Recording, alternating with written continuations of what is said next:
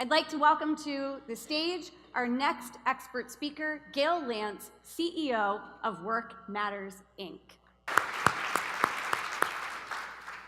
A few years ago, I was at my home and it had been a long day at work, and I smelled smoke in the house.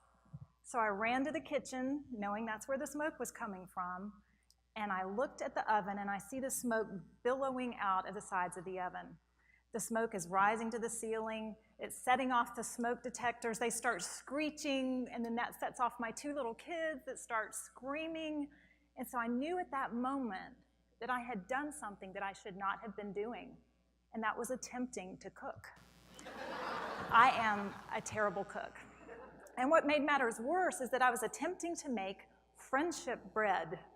And I'm not sure if you're familiar with the practice of giving friendship bread, but the way it works is if you're given a loaf of friendship bread, then you're expected to reproduce this stuff. You're given a Ziploc bag with batter, starter, stuff ingredients in it, and you have to reproduce that. I felt tremendous pressure because my kids brought this home from school, and I had to make this. And it was a disaster. I knew what I had done wrong. I had filled these loaf pans to the top. The batter had gone all the way to the top, and so it was oozing out and then spilling to the bottom of the oven, and that's what was sparking the flames. So once I finally cleared all the smoke, I was able to open the oven, and I pulled out these little charcoal blobs. And I told my kids, I said, I'm so sorry. We are not going to be able to give these friendship blobs to your friends. You won't make friends that way, right? But we'll find another way. But that experience reminds me of a lot of the complaints that I hear from my clients. When I'm working with CEOs and senior executives, one of the most common complaints I hear is the frustration that they have when they're firefighting. They can't get their daily work done. In fact, just last week, I was contacted by a CEO client, and he said, Gail, I know I need to be doing strategic planning. I want to be visioning. I want to be focusing on the future, but I can't do it with all these fires blowing up. So I get it. When you've got too much on your plate or your pan is too full, it overflows. That happens. But here's the interesting observation that I had.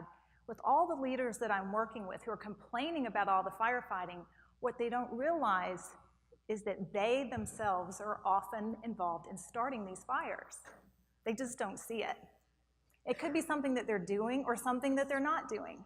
It might be that they made a bad hire, quick decision, this candidate looked great on paper, but then they got to work the next day and they're a totally different person.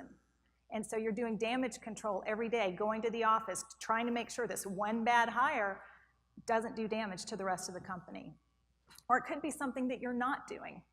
Maybe that performance review that you will eventually get to, that you've been putting off. And it doesn't really matter that much because it's one of your top performers, somebody who's been very consistent in their performance over time. So you're not that worried, but all of a sudden, boom, they're gone, they leave the company.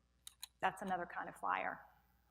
So there are all kinds of fires that are blazing in your world as leaders, I know that.